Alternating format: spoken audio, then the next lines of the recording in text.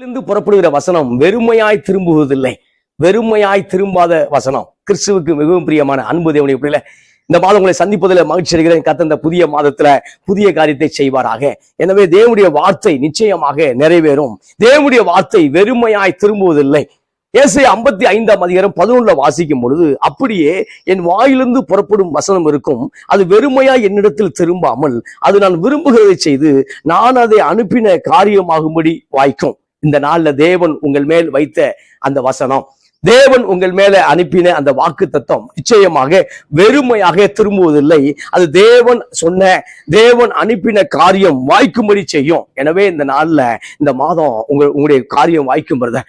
இந்த மாதம் உங்களுடைய காரியங்கள்ல வாய்க்கும் சிஸ்டர், காரியம் நிச்சயமாய் வாய்க்கும். வசனம் அப்படித்தான் சொல்கிறது, வெறுமையாக திரும்புவதில்லை. வசனம் ஒரு நாளும் வெறுமையாக தேவ சமூகத்துக்குள்ளாக அது திரும்புவதில்லை.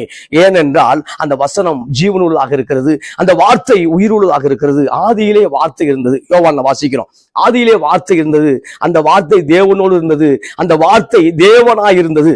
அந்த வார்த்தை தான் கிருபையும் சத்தியமாக நமக்குள்ளே வந்தார். அப்ப வார்த்தை என்பது யாருன்னா இயேசு கிறிஸ்து வார்த்தையாக இருக்கிறார். தேவன் வாயிலிருந்து புறப்படக்கூடிய வசனம் வார்த்தை இயேசுவாக இருக்கிறார். அந்த இயேசு என்ற அர்த்தமே ரட்சிக்கிறவர். இயேசுங்கிறதுக்கே அற்புதமான ஒரு வல்லமை இருக்கிறது.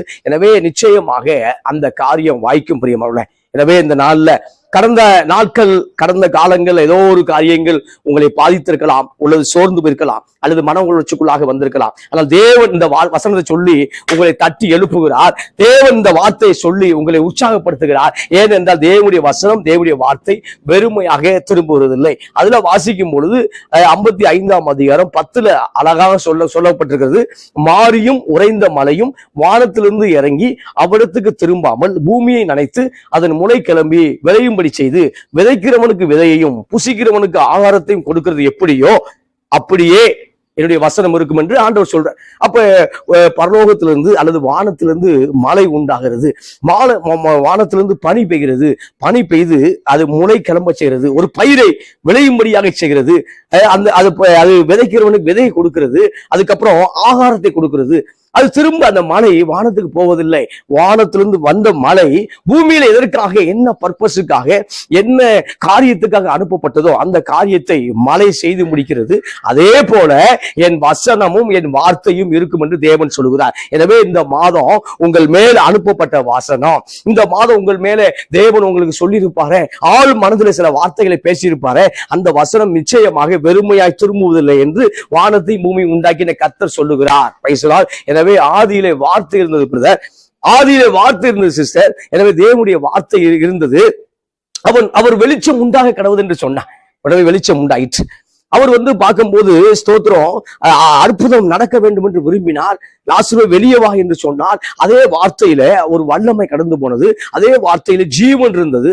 அப்ப வாக்கு தத்தங்கள் எல்லாம் கிறிஸ்துவுக்குள் ஆம் என்றும் ஆமேன் என்றும் இருக்கிறது என்று வாசிக்கிறோம். எனவே அந்த வார்த்தைக்குள்ளாக ஜீவன் இருக்கிறது. எனவே உலக காரியங்கள், உலக வார்த்தைகள் நிச்சயமாக உங்களையும் என்னையும் பாதிப்புக்குள்ளாக, உலக வார்த்தைகள், உலக வசனங்கள், உலக காரியங்கள், உலக மனிதனுடைய ஆலோசனைகள் சில நேரம் நம்மை பாதிப்புக்குள்ளாக நடத்துகிறது. ஆனால் ஜீவனுள்ள தேவன் சொல்லுகிறார், அவர் அனுப்புற காரியமாக வாய்க்கும். ஆமென். எனவே இந்த மாதம் தேவன் உங்களை தொடுகிறார். உங்கள் சரீரத்துல வியாதிகள் உங்களை அழுத்திக் கொண்டிருக்கலாம், நிச்சயமாக ஸ்தோத்திர சுகமாக்கக்கூடிய கர்த்தர் யெகோவா ரஃபா இன்றைக்கும் உங்களை சுகமாக்கி கொண்டிருக்கிறார். யெகோவா ரஃபா இந்த நாள்ல இதை பார்த்து கொண்டிருக்கிற அருமையான சகோதரா சகோதரி, யெகோவா ரஃபா இந்த நாள்ல உங்களை அறை வீட்டிலே உலாவுகிறார். உங்களுடைய அந்த நீங்க எந்த இடத்துல அமர்ந்திருக்கிறீர்களோ அந்த இடத்துல தேவனுடைய பிரசன்னம் இந்த காலை வேளையில வருகிறது. அவர் உங்களை தொட்டு சுகமாக்குகிறார். பொருளாதாரத்துல பாதிக்கப்பட்டிருக்கிற உங்களை, பொருளாதாரத்தில் பற்றாக்குறை இருக்கக்கூடிய உங்களை இந்த நாள்ல பூரணமாகும்படியாக தம்முடைய வார்த்தையை அனுப்புகிறார். ஆசீர்வதிக்கப்படக்கூடிய வார்த்தையை அனுப்புகிறார். அந்த வார்த்தையை பெற்றுக் கொள்ளுங்கள். அந்த வார்த்தை வெறுமையாய் திரும்பாது என்று நம்புங்கள். வாக்கு தத்தங்களை அறிக்கை செய்யுங்கள், வாக்கு தத்தங்களை விசுவாசியுங்கள். நிச்சயமாய் கர்த்தர் அற்புதங்களை செய்வார். அப்ப மழை பூமிக்கு எதுக்கு உண்டாக்கப்படுகிறதுனா, மழை எதுக்கு பெய்யுது அப்படின்னா பயிரை உண்டாக்குவதற்காக, புசிக்கிறவனுக்கு ஆகாரத்தை உண்டாக்க வேண்டுமே, படைத்த மனிதனுக்கு ஸ்தோத்திரம் உணவு கொடுக்க வேண்டுமே, அதற்காக தேவன் மழையை உண்டாக்குகிறார். அது அப்படியே என் வாயிலிருந்து புறப்படும் வசனம் இருக்கும், அது வெறுமையாய் என்னிடத்து திரும்பாமல், வெறுமையாய் ஒரு நாளும் தேவனுடைய வார்த்தை திரும்பாது என்று ஆண்டவர் ப்ராபசி சொல்றார். அவரே திருசமான வார்த்தையை சொல்லுகிறார். அப்ப வெறுமையான வார்த்தைகள் திரும்புவதில்லை. ஆனால் நீயும் நானும் அநேக நேரம் உள்ளம் வெறுமையாக்கப்படும் பொழுது, நம்முடைய ஆள் மனது வெறுமையாக காணப்படும் பொழுது தேவ சமூகத்தை விட்டு தூரமாய் போகிறோம். தேவ சமூகத்தை விட்டு சோர்ந்து போகிறோம். போதும் ஆண்டவரே என்று பலமுறை சொல்லுகிறோம். அற்புதத்துக்கும் எனக்கும் தூரம் என்று சொல்லுகிறோம். அல்லது அதிசயம் நடக்காது என்கிற ஒரு திட்டவட்டமான முடிவுக்குள்ளாக வந்து விடுகிறோம். ஆனால் தேவன் இன்றைக்கும் உங்களுக்கு அற்புதங்களை செய்ய போதுமாக இருக்கிறார். ஏப்ரல் மாதம் ஏமாற்று மாதம் அல்ல. ஏப்ரல் மாதம் ஏறு வரிசையின் மாதமாக இருக்க போறது. ஏப்ரல் மாதம் தேவன் உங்களுடைய வாழ்க்கையில ஒரு அப்டேட்டுக்குள்ளாக ஒரு உங்களை ஏற்றிவிடக்கூடிய மாதமாக இருக்கும் என்று நான் விசுவாசிக்கிறேன். நீங்கள் விசுவாசிக்கும் பொழுது அற்புதத்தை பெற்றுக் கொள்வீர்கள். நீங்கள் விசுவாசிக்கும் பொழுது அதிசயங்களை பெற்றுக் கொள்வீர்கள். எனவே மார்த்தாளை போல மரியாதை போல அழுது கொண்டிருக்காதபடிக்கு, மார்த்தாளை போல மரியாதை போல புலம்பிக் கொண்டிருக்காதபடிக்கு, இல்லை இப்போது கல்லறை மூடப்பட்டிருக்கலாம், லாசரு மரித்து 4 நாளாயிருக்கலாம். ஆனால் வானத்தை பூமி உண்டாக்கின தேவனுடைய குமாரன் எங்கள் பக்கத்தில் இருக்கிறார், நிச்சயமாய் லாசருவை எழுப்புவார் என்கிற நம்பிக்கையோடு இருக்கும்படியாக நான் உங்களை பார்த்து பேசுகிறேன். ஆமென் சொல்லுங்களேன். அப்ப மார்த்தாலும் மரியாலும் அழுது புலம்பிக் கொண்டிருந்தார்கள். ஆனால் அதுக்கு மேலாக ஒரு அற்புதத்தை ஒருத்தர் செய்ய போகிறார். இயற்கைக்கு மேலாக ஒரு அற்புதத்தை செய்ய போகிறார். அப்ப ஆண்டவர் சொல்லும் போது அந்த கல்லறைக்கு முன்பாக ஒரு ஜெபித்துக் கொண்டிருக்கிறார். ஆண்டவரே, வானத்தை உண்டாக்கின பிதாவே, எப்போதும் என் வார்த்தையை கேட்கிறீர், ஆனாலும் சுற்றி இருக்கக்கூடிய ஜனங்கள் நம்பும்படியாக அதற்காக ஜெபிக்கிறேன் என்று சொல்றார். அப்ப லாசருவை வெளியே வாங்க என்று சொல்லி சொன்னால் நிச்சயமாக லாசரு அப்பவே வெளியே வந்திருப்பாரு. ஆனால் சுற்றியுள்ள ஜனங்கள் இன்னும் தேவனை விசுவாசிக்கும்படியாக, சுற்றியுள்ள ஜனங்கள் இன்னும் கர்த்தரை, அந்த யூதர்கள் விசுவாசிக்கும்படியாக தேவன் அந்த இடத்துல ஜெபிக்கிறார். என்ன ஜெபிக்கிறாருன்னா, தேவன் எப்பொழுதும் கேட்கிறீர், இப்பொழுதும் கேளும் என்று சொல்லி ஜெபிக்கிறார். இந்த கால வேளையில உங்கள் ஜெபத்தை பிசாசு கர்த்தர் உங்க ஜெபத்தை கேட்கலன்னு சொல்லக்கூடிய அந்த வார்த்தையை நம்பாதிருங்கள். ஆமா, திருச்சபை போவது வீண் என்று சொல்லக்கூடிய வார்த்தையை நம்பாதிருங்கள். அற்புதம் நடக்காது என்று சொல்லக்கூடிய வீணான வார்த்தையை நம்பாதிருங்கள். ஸ்தோத்திரம், கர்த்தர் நிச்சயமாக அற்புதங்களை செய்வார். Praise God. அதுல சொல்லும் பொழுது அப்ப லாசருவை வெளியே வா. அப்பிரமாண்டமான அற்புதங்களை மரியாளும் மார்த்தாலும் பார்த்தார்கள். ஆமே, பிரமாண்டமான அற்புதத்தை மார்த்தாலும் பார்த்ததை பார்க்கிறோம்.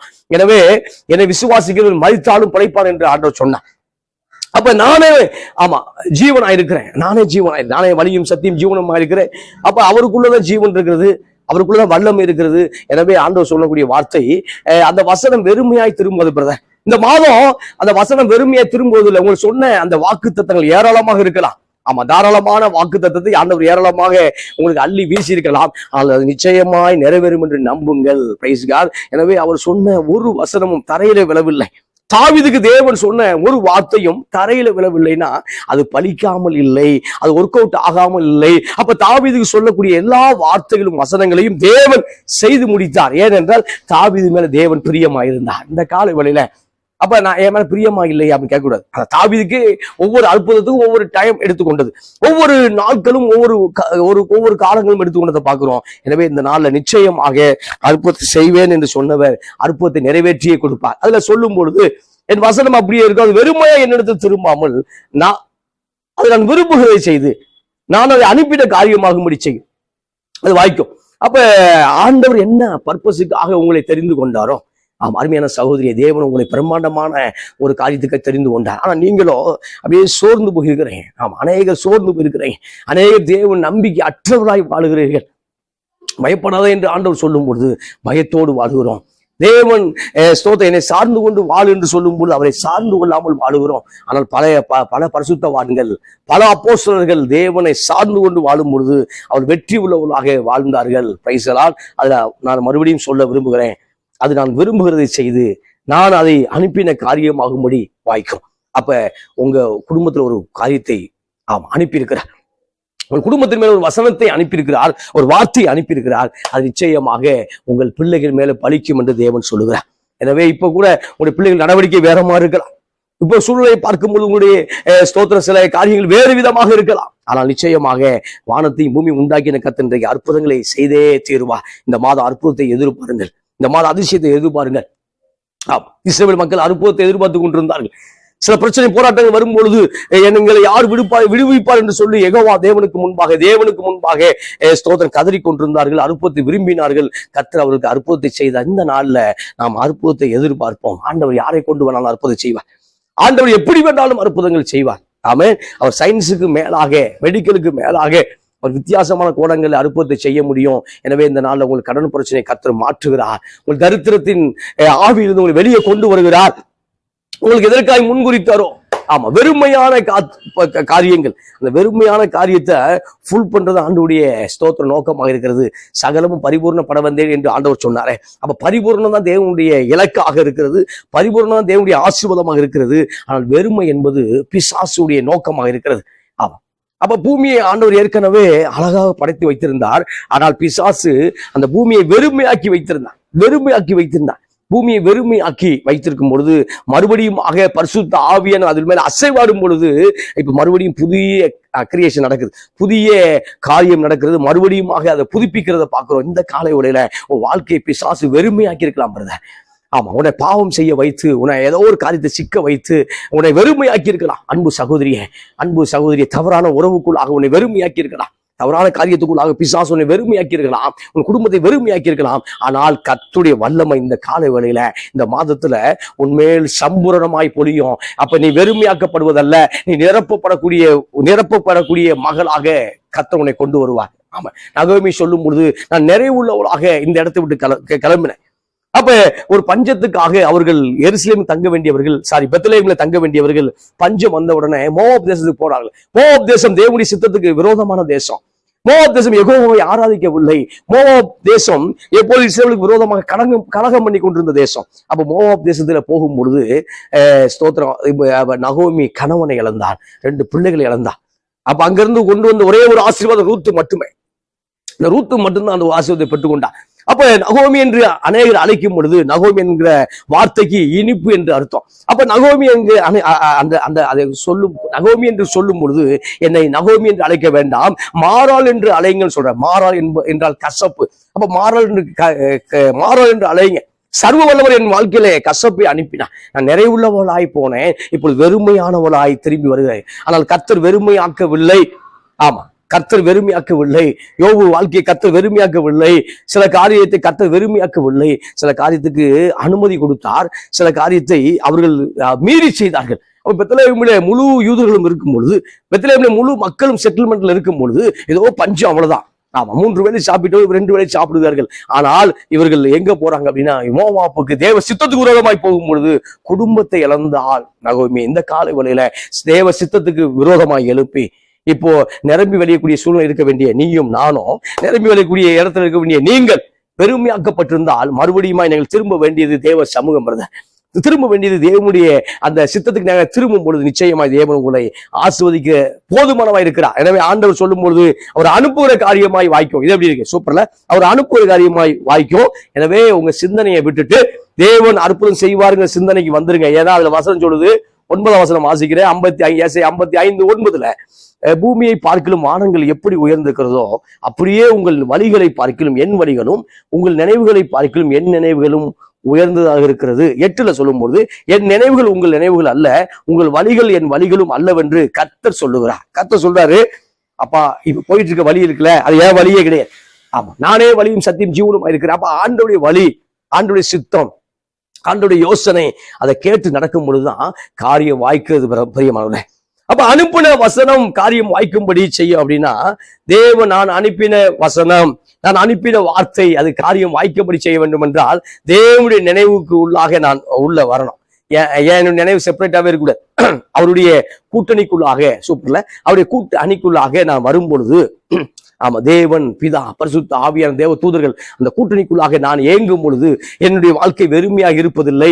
மாறாக ஆண்டவர் அனுப்பி ஒவ்வொரு அனுப்பக்கூடிய அந்த வசனம், ஆமா, ஏவுகணை போல அனுப்பக்கூடிய ஒவ்வொரு வசனம் நிச்சயமாய் வாய்க்கும். அது ஆண்டவர் சொல்லும்போது, என் நினைவுகள் உங்கள் நினைவுகள் அல்ல.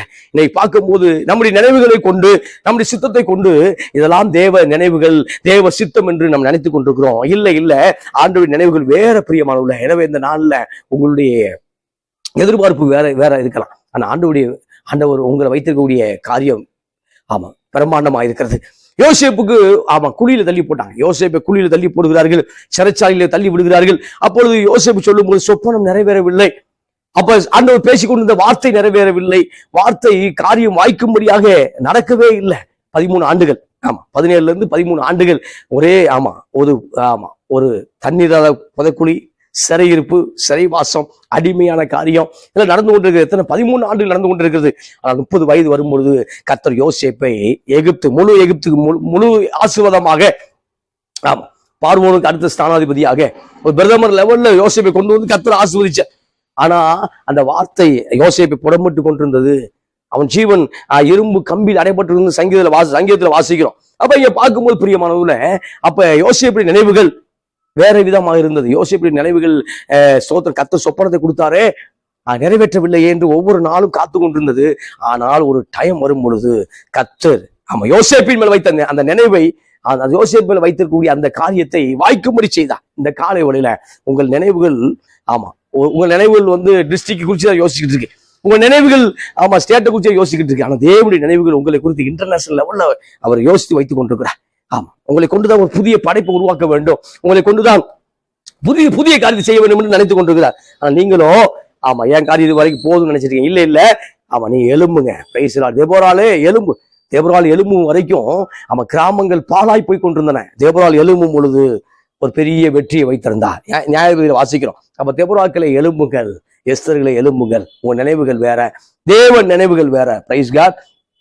எனவே அதை போட்டு குழப்பிட்டு இருக்காதீங்க, அதை இதையும் குழப்பிட்டு இருக்காங்க. அப்ப ஆண்டவர் சொல்லும் போது பூமியை பார்க்கிறோம். அது அடுத்து ஒரு உதாரணம் சொல்றார். பூமியை பார்க்கிறோம், வானங்கள் எவ்வளவு உயரமா இருக்கிறதோ, எவ்வளவு உயர்ந்திருக்கிறதோ. வானங்கள் பார்க்கும்போது இப்ப பார்க்கும்போது நம்ம ஒரு 1ஆம் வானத்தை பார்க்கிறோம், அதுக்கப்புறம் 2ஆம் வானம், 3ஆம் வானம்ன்றாய். அப்ப இந்த சூரியனை காட்டிலும் பல சூரியன்கள் இருக்கிறது. நம்ம பார்க்கக்கூடிய நட்சத்திரத்தை காட்டிலும் பல நட்சத்திரங்கள் இருக்கிறது, அந்த மில்கி வேங்கிறான். அப்ப பல அடுக்கு அடுக்கு வானங்கள் போய் கொண்டிருக்கிறது. அப்ப அங்கதான் ஸ்பேஸ் ஸ்டேஷன் வைக்கிறான். அங்கதான் விண்வெளி நிலையம் வச்சிருக்கிறான். அது வரைக்கும் அவன் கடவுளை எங்கேயும் பார்க்கிறேன். அப்ப அதுக்கு மேலாக போய் கொண்டிருக்கும் பொழுதுதான் தேவன், எல்லாம் வல்ல சர்வ வல்லமுள்ள தேவன், ஏக இறைவன், ஜோதிமயமான இறைவன், ஒருவரும் கண்டீராதும் காணக்கூடாதுமாய இறைவன். அப்ப மேல ஆண்டவராய் இயேசு அங்க இருக்கிறத பாக்குறோம். அங்க இருக்கிற வாசம் பண்ற. அப்ப அப்ப அப்ப சொல்லும் பொழுது அப்புறம் வானத்துக்கு பூமி எவ்வளவு உயரம் நமக்கு தெரியாது, கண்டுபிடிக்க முடியாது. அப்ப அதை பார்க்கிலும் அவருடைய நினைவுகள் இருக்கிறது. எனவே இந்த நாள்ல அவர் நினைவுக்கு நம்ம ஒப்பு கொடுப்போம், அவர் நினைவுக்கு நம்ம சரண்டர் ஆவோம். ஏப்ரல் மாதம் ஆண்டவரை ஏதாவது ஒரு அற்புதத்தை நீங்க செய்துதான் ஆக வேண்டும், அந்த அற்புதத்துக்கு நான் என்ன செய்ய வேண்டும் என்று சொல்லும் பொழுது நிச்சயமாக கர்த்தர் உங்களை அற்புதமாய் நடத்துவார். எனவே ஒரு ஸ்தோத்திரம் இன்னொரு பகுதியை மாத்திரம் வாசித்து நிறைவு செய்ய விரும்புகிறேன். 2 ராஜாக்கள் புத்தகம் 4ஆம் அதிகாரம் ஸ்தோத்திரம் 1 வாசிக்கும் பொழுது ஒரு அற்புதமான சம்பவம் நடந்திருக்கிறது. தீர்க்கதரிசி தீர்க்கதரிசி கத்தோடு நடந்தவன். ஆனால் ஸ்தோத்திரம் பார்க்கும்போது மனைவி பிள்ளைகளை வைத்து அற்புதமாய் நடந்து கொண்டிருக்க தீர்க்கதரிசி எதிர்பாராத விதமாய் கடனோடு மாட்டிக்கொள்கிறார். கடன் பிரச்சனை. அப்ப கடன் வாங்குறாரு. கடன் வாங்கிட்டு எப்படியாவது ஏதோ ஒரு வந்திருக்கும், ஏதோ ஒரு வரும், ஸ்தோத்திரம் கடன் அடைச்சிருக்கலாம் ஒரு நம்பியிருப்பார். ஆனால் எதிர்பாராத விதமாய் அந்த தீர்க்கதரிசி மரித்து போனதுனால இப்ப தீர்க்கதரிசியுடைய குடும்பம் எங்க இருக்குன்னா அடிமையாக்கும்படி, ப்ராப்பர்ட்டியுடைய பிள்ளைகளை அடிமையாக்கும்படி, தீர்க்கதரிசியுடைய பிள்ளைகளை அடிமையாக்கும்படி கடன் கொடுத்தோர், கடன் கொடுத்தோர் வந்து நின்று கொண்டிருக்கிறார்கள். இப்பொழுது அந்த அம்மா யாரை சந்திக்க போகிறார் என்றால் எலிசா என்கிற தீர்க்கதரிசி சந்திக்க போகிறார்கள். ஏனென்றால் இந்த அம்மாவே ஒரு தீர்க்கதரிசியுடைய மனைவிதான். ஆனால் அந்த ஒரு தீர்க்கதரிசி எலியா என்கிற தீர்க்கதரிசி இஸ்ரவேலுக்கு ஒரு பெரிய தீர்க்கதரிசியா இருக்கிறார். இப்ப இந்த தீர்க்கதரிசி மனைவி எங்க போறாங்கன்னா எலிசா என்கிற தீர்க்கதரிசிக்கு நேராக போகி ஒரு காரியத்தை சொல்ல போகிறார்கள். என்ன காரியம்னா, என் குடும்பம் இப்ப வெறுமையாக காணப்படுகிறது. எலிசாவே, என் குடும்பத்தில் இப்பொழுது பார்க்கும்போது என்னுடைய கணவரை பத்தி உங்களுக்கு தெரியும், அவன் தீர்க்கதரிசி புத்திரராக இருந்தார், தீர்க்கதரிசி புத்திரரில் ஒருவனாக இருந்தாரே. இப்ப என் குடும்பம் வெறுமையாக இருக்கிறது, என் குடும்பத்துக்கு ஒரு அற்புதத்தை செய்ய மாட்டீரா என்று எலிசாவை பார்க்க அந்த சகோதரி கடந்து போறதை பார்க்கிறோம் இந்த காலை வேளையில. அப்ப தீர்க்கதரிசியாக இருந்தாலும் ஞானமாக செயல்பட வேண்டும் என்று தேவன் விரும்புகிறார். அப்ப ஞானம் இல்லைன்னா அப்படின்னா நம்ம திடீர்னு போயிட்டோம் அப்படின்னு திடீர்னு போன பிறகு குடும்பம் நடுத்தருவில் நிற்குது, கடன் வாங்கி விட்டு இப்போ நடுத்தருவில் நிற்கிறது பார்க்குறோம். அப்ப ஞானமாக கடன் காரியங்கள் எல்லா காரியங்களும் ஞானமா செய்யணும். திடீர்னு நம்ம ஒரு வேலை எல்லாரும் 100 ஆண்டுகள் இருப்போம். ஆனால் சில காரியத்தை விட்டு போனால் குடும்பம் பாதிக்கப்படாதபடிக்கு செட்டில்மெண்ட் பண்ணிருக்கணும். அப்ப இங்க பார்க்கும்போது என்ன நடக்குது அப்படின்னு கேட்டீங்கன்னா, அதை வாசிக்கிறேன். 2 ராஜாக்கள் புத்தகம் 4ஆம் அதிகாரம் 1 வாசிக்கும் பொழுது தீர்க்கதரிசியுடைய புத்திரரில் ஒருவனுக்கு மனைவியா இருந்த ஒரு ஸ்திரீ எலிசாவை பார்த்து, உமது அடியான் ஆகிய என் புருஷன் இறந்து போனான், உமது அடியான் கர்த்தருக்கு பயந்து நடந்தான் என்பதை அறிவீர். கடன் கொடுத்தவன் இப்பொழுது என் 2 குமாரரையும் தனக்கு அடிமையாக்கி கொள்ள வந்தான் என்றார். அப்ப கடன் கொடுத்தவர்கள் அடிமையாக்கி கொள்ள வந்தார்கள்.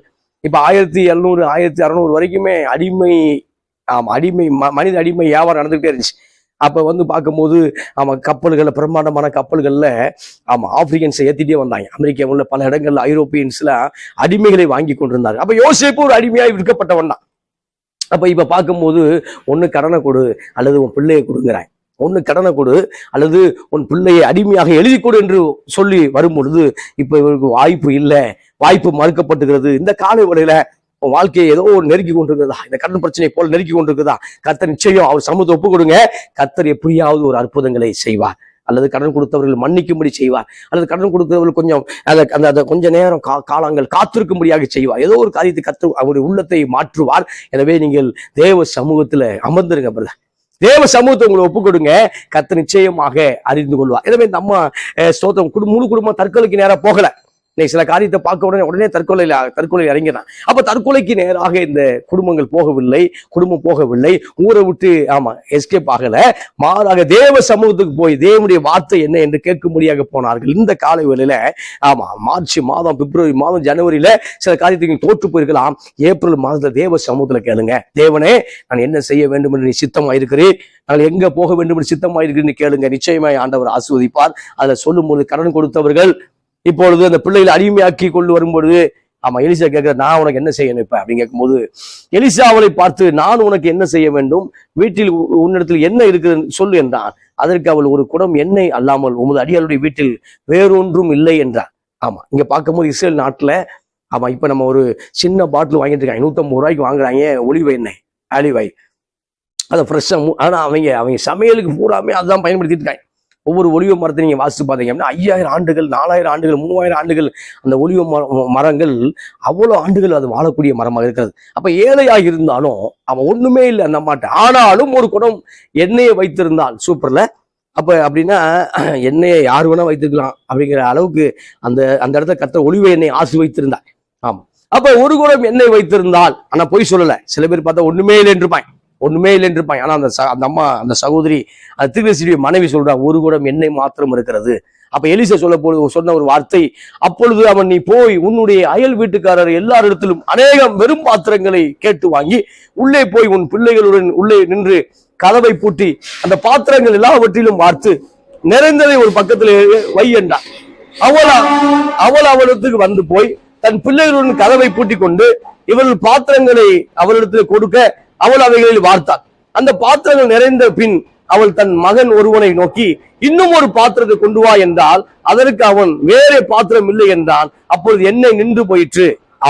இங்க பார்க்கும்போது சயின்ஸுக்கு மேல ஒரு அற்புதம் நடந்துகிட்டே இருக்கு.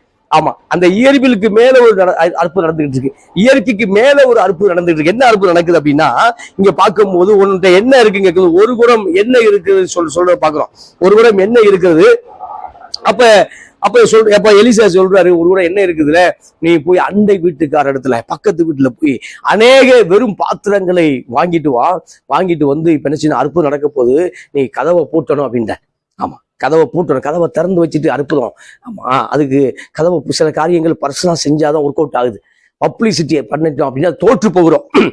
நம்ம தேவனுடைய பிள்ளைகள் தானே, நம்முடைய ஊழியக்காரர்கள் தானே, நம்முடைய ஸ்தோத்திரம் பிலீவர் தானே, நம்முடைய உடன்பரப்பு தானே, அப்படி சொல்லும் போது சில அற்புதங்கள் ஃபெயிலியர் ஆயிடுது. ஆனா இங்க பார்க்கும்போது கர்த்தர் சொல்றாரு, என்ன சொல்றாருன்னா, தேவனுடைய மனுஷன் சொல்றாரு, நீ கதவை பூட்டி கொண்டு அநேக வெறும் பாத்திரங்களை கேட்டு வாங்கணும்னே, அநேக வெறும் பாத்திரத்தை வாங்கியாச்சு, அநேக ட்ரம்மை வாங்கியாச்சு, அநேக பெரிய பெரிய பாத்திரங்களை வாங்கிட்டு அப்ப அந்த பாத்திரத்துல வீட்டுக்குள்ள வச்சுட்டு இப்ப கதவை பூட்டிட்டு என்ன செய்ய போறாங்க அப்படின்னா, அந்த ஒரு கூட எண்ணெயை தூக்கி எல்லா பாத்திரங்களை ஊத்தும் பொழுது அந்த எண்ணெய் வந்து கொண்டே இருக்கிறது, அந்த அற்புதம் நடந்து கொண்டே இருக்கிறது.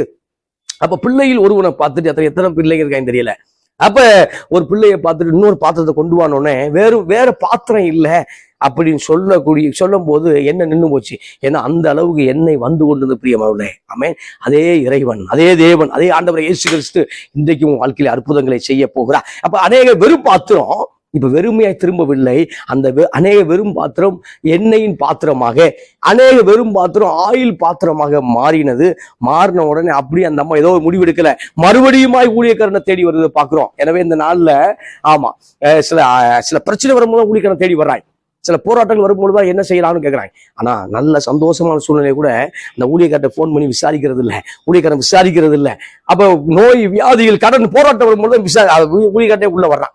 ஆனா இவர்கள் அப்படி அல்ல, பிரச்சனை வரும்போது வந்தார்கள். இப்போ பிரச்சனைக்கு மாற்று வழி தேவன் கொடுத்த பொழுது கூட மறுபடியும் வந்து என்ன செய்ய வேண்டும் என்று சொல்றதை பாக்குறோம். ஆமென். இதுதான் தேவன் விரும்பக்கூடிய காரியமாக இருக்கிறது பிரியமான. எனவே உங்க பகுதியில ஆமா, கர்த்தர் உங்களுக்கு என்று வைத்திருக்க ஊழியக்காரரை அவர்கிட்ட கேட்கணும், ஆலோசனைகளை கேட்கணும், நான் என்ன செய்யணும் கேட்கணும், அவங்களுக்கு கீழ்ப்படியணும். அப்போதான் உங்களுக்கு ஆசீர்வாத தேவன் என்ன செய்றாரு வைத்திருக்கிறார். இப்ப சொல்லும் பொழுது அந்த பாத்திரங்கள்ல எல்லாம் ஆமா ஊத்தியாச்சு. இப்ப பாத்திரம் வெறுமையான பாத்திரம் அல்ல, நிரம்பி வழியக்கூடிய பாத்திரம். ஆமா, காணா ஒரு கல்யாண வீட்டுல பார்க்கும்பொழுது திராட்சை ரசம் குறைஞ்சு போச்சு. இப்ப ஆண்டவர் பார்க்கும்போது அந்த தண்ணியை ஊத்துங்கிற, அது வெறுமையான இப்ப கச்சாடி, அது வெறுமையாக்கப்பட்ட கச்சாடி.